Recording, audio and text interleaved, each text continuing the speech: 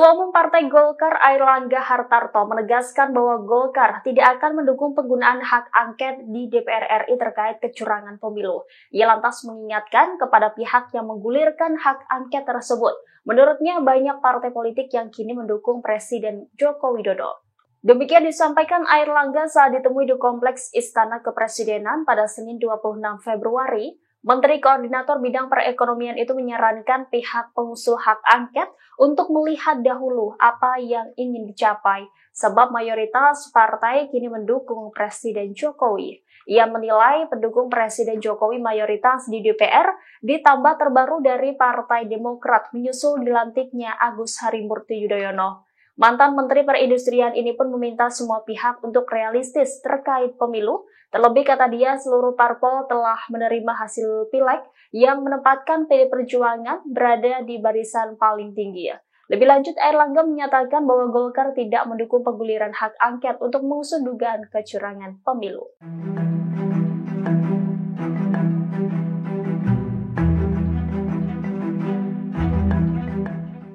Ketua Badan Pemenangan Pemilu Partai Persatuan Pembangunan atau P3 Sandiaga Uno membuka peluang untuk mendukung pemerintahan Prabowo Gibran mendatang. Diketahui P3 sendiri sampai saat ini masih berada dalam pemerintahan Presiden Joko Widodo dan kini mendukung paslon nomor urut 3 Ganjar Mahfud di pemilihan Presiden 2024. Terkait hal itu, pengamat politik menilai P3 merupakan partai yang terbiasa menjadi bagian dari pemerintah. Tanggapan ini disampaikan analis politik dan Direktur Eksekutif Al-Jabar Strategik Indonesia, Arifki Chaniago pada Selasa 27 Februari. Arifki menilai P3 bakal dengan mudah bergabung dengan pemerintahan Prabowo Gibran, sebab partai tersebut tidak ada pemilik saham mayoritas. Kongres P3 selanjutnya bakal menjadi jalan untuk meninggalkan kubu oposisi yang berencana bakal dibentuk partai pendukung paslon 01 dan paslon 03. Menurutnya, cara P3 bergabung dengan pemerintahan sama dengan Partai Golkar. Ia menambahkan dari berbagai partai oposisi, P3 salah satu partai yang berpotensi untuk masuk ke pemerintah. Dialog dengan P3 lebih mudah bagi pemerintah daripada ke PDI Perjuangan, PKB, dan Nasdem. Karena tiga partai ini dinilai memiliki figur sentral di kelembagaan partai.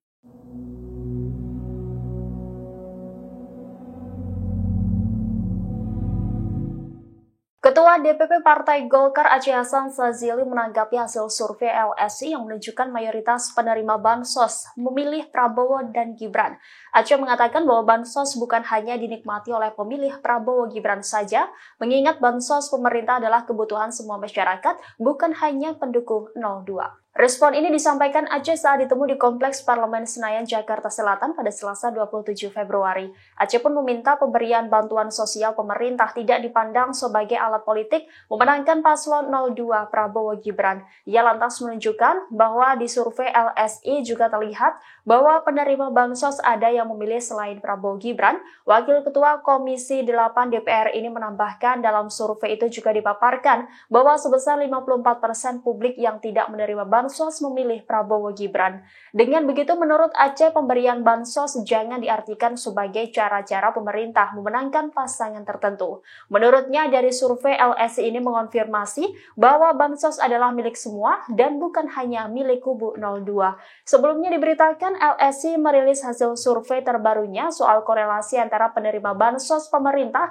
dengan dukungan terhadap kandidat di Pilpres 2024. Survei pasca pemilu ini dilakukan LSI pada 19 hingga 21 Februari 2024. Hasilnya sebanyak 24,8% responden mengaku menerima bansos dari pemerintah. Dari jumlah itu 69,3% mengaku mencoblos Prabowo Subianto Gibran Rakabuming. Sementara itu ada 54% responden yang mengaku tidak menerima bansos yang mendukung Prabowo Gibran. Di mana mereka terjadi pada 30 orang dan umumnya adalah orang-orang yang kita kenal memang kritis di DPR gitu ya, dan bersuara keras dan seterusnya itu. 3 dari 30 orang itu sudah menyatakan siap. Gerakan Indonesia Adil dan Demokratis mengungkap 30 nama anggota DPR yang didesak untuk mengajukan hak angket terkait dugaan kecurangan pemilu. Langkah ini menyusul kesepakatan Koalisi Perubahan dan kubu paslon 03 untuk menggulirkan hak angket ke DPR. Pengamat politik Ray Rangkuti saat ditemui pada Selasa 27 Februari mengatakan bahwa 30 anggota DPR yang ia desak dikenal berjiwa kritis di DPR dan memiliki suara yang lantang. Menurutnya, 3 dari 30 anggota DPR telah menyatakan siap untuk mengajukan hak angket. Sementara 27 lainnya belum memberikan tanggapan terkait desakan tersebut. Rai mengatakan pihaknya akan menyiapkan tim untuk mencari tahu kesiapan mereka untuk terlibat dalam penandatanganan pengajuan hak angket. Lebih lanjut, kata Ray, keterlibatan anggota DPR untuk menggunakan hak angket ini sangat penting untuk menyelidiki kecurangan pemilu 2024. Ini tindak lanjut dari apa yang sebetulnya dari awal kita juga udah pernah mendorongnya. Kita ingat tanggal 17 kita menyampaikan agar untuk berbagai peristiwa yang terjadi dalam pemilu 2024 ini, saya kira tidak sekedar cukup hanya melalui Bawaslu, pun juga melalui Mahkamah Konstitusi, tapi perlu untuk dilakukan hak angket. Kenapa? Karena ada dugaan penggunaan kekuasaan yang tidak patut, tidak tepat, alias ya mungkin punya potensi melanggar aturan sehingga oleh presiden, dan oleh karena itulah dibutuhkan hak angket. Dan kemudian setelah kita menyampaikan itu, Pak Ganjar membicarakannya, lalu Koalisi Perubahan juga menyampaikannya dan bergulir sampai sekarang. Nah cuma kan kita lihat masih muter-muter nih, ya kan? Kayak kesan saya pada rada-rada menantikan siapa yang memulai ini gitu loh kira-kira nih. Nah oleh karena itulah kita punya inisiatif pada hari ini untuk melist 30 nama yang kita harap dan kita dorong dan kita tentu saja minta agar mereka memulai untuk segera mengajukan hak angket ini ke DPR di mana mereka terjadi pada 30 orang dan umumnya adalah orang-orang yang kita kenal memang kritis di DPR gitu ya, dan bersuara keras dan seterusnya itu. 3 dari 30 orang itu sudah menyatakan siap dan 27-nya mungkin akan berkembang sewaktu. Nah kita mungkin akan menyiapkan orang-orang atau tim lah yang kira-kira mencari tahu kesiapan mereka untuk terlibat di dalam penandatanganan ini gitu ya, dalam konteks pengajuan angket. Dan mudah-mudahan kawan-kawan media juga bisa mencari tahu kesiapan mereka gitu ya, satu persatu, mengingat nama mereka udah disebutkan, mungkin apakah mereka berkenan misalnya menandatangani dan seterusnya. Ini sebetulnya pernah kita lakukan waktu pengajuan hak angket terkait dengan Bank Senturi dahulu. Nah, Bank Senturi itu juga kurang lebih saat itu begitu. Lalu kita bergerilya mencari tokoh-tokoh yang memungkinkan mau menandatangani hak angket itu. Nah, kita dapatkan ya lumayan banyak saat itu kan, ada Andi Rahmat ya, ada Pak Bambang Susatyo, ada Marwar Sirait gitu ya, dan terjadilah angket Bank Senturi persis 1 atau 2 bulan setelah pemilu Pilpres 2009 yang lalu gitu.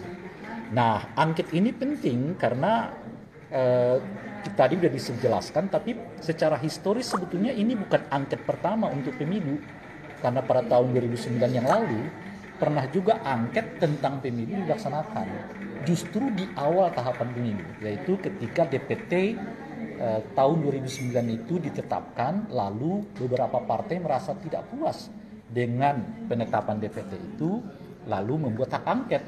Itu sebetulnya jauh lebih teknis dibandingkan dengan angket soal dugaan keterlibatan presiden, karena itu DPT loh yang diangket itu. Nah cuman kan DPT itu adalah sepenuhnya wilayah dan kewenangan KPU, lalu anggota DPR menarik kasusnya tidak terkait dengan pengesahan DPT-nya, tapi terkait dengan data awal yang diakses oleh DPT itu, yaitu data yang diserahkan oleh pemerintah. Kata Pak Erlangga kemarin itu yang makan siang gratis itu bisa diwujudkan Rp15.000 per anak, itu benar Mas? Diskusi. Calon Wakil Presiden nomor urut 2 Gibran Rakabuming Raka buka suara terkait isu program makan siang gratis yang dianggarkan senilai Rp15.000 per anak. Adapun pernyataan soal anggaran Rp15.000 itu sebelumnya disampaikan oleh Menteri Koordinator Bidang Perekonomian Airlangga Hartarto.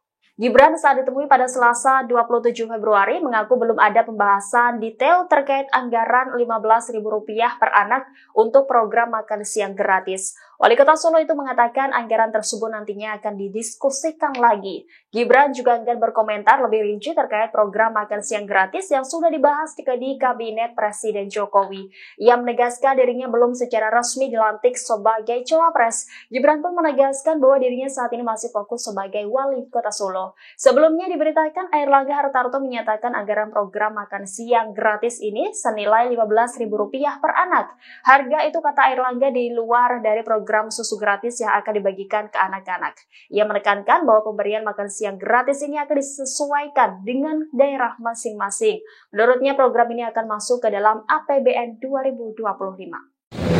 Kata Pak Airlangga kemarin itu yang makan siang gratis itu bisa diwujudkan Rp15.000 per anak, itu benar Mas? Diskusi. Tapi itu kan kemarin sempat masuk programnya pemerintah saat ini. Apakah itu memang sudah dititipkan atau memang itu ketentuannya seperti itu? Ya nanti kita bicarakan lagi ya. Misalkan belum jadi apa. Saya saat ini fokus dengan pekerjaan yang ada di Balai Kota. Ya.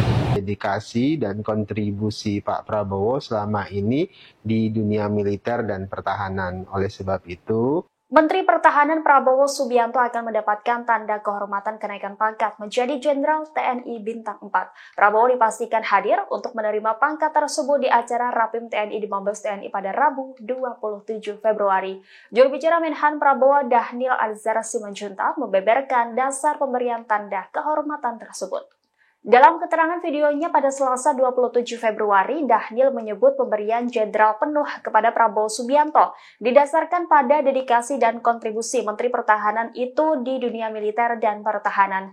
Ia mengungkap bahwa pihak Mabes TNI merupakan pengusul pemberian jenderal penuh untuk Prabowo Subianto. Presiden Joko Widodo rencananya juga akan menyematkan pangkat jenderal kehormatan kepada Prabowo. Penyematan jenderal kehormatan itu tertuang dalam Undang-Undang Nomor 20 Tahun 2009 tentang gelar tanda jasa dan tanda kehormatan. Adapun sejumlah tokoh militer pernah menerima tanda kehormatan serupa. Seperti jenderal kehormatan ini pernah disematkan kepada Presiden ke-6 Republik Indonesia Susilo Bambang Yudhoyono, kemudian pernah diberikan juga kepada Menteri Koordinator Bidang Kemaritiman dan Investasi Luhut Binsar Panjaitan dan mantan Kepala Badan Intelijen Negara AM Hendro Priyono. benar besok Pak Prabowo akan hadir di Rapim TNI dan rencananya akan menerima kepres dari Presiden terkait dengan tanda kehormatan berupa kenaikan pangkat secara istimewa menjadi Jenderal TNI. Hal ini sesuai dengan Undang-Undang Nomor 20 Tahun 2009 tentang gelar tanda jasa dan tanda kehormatan. Hal yang sama pernah diperoleh oleh Pak Jenderal SBY, kemudian Pak Luhut, Pak Hendro Priyono, dan beberapa tokoh yang lain.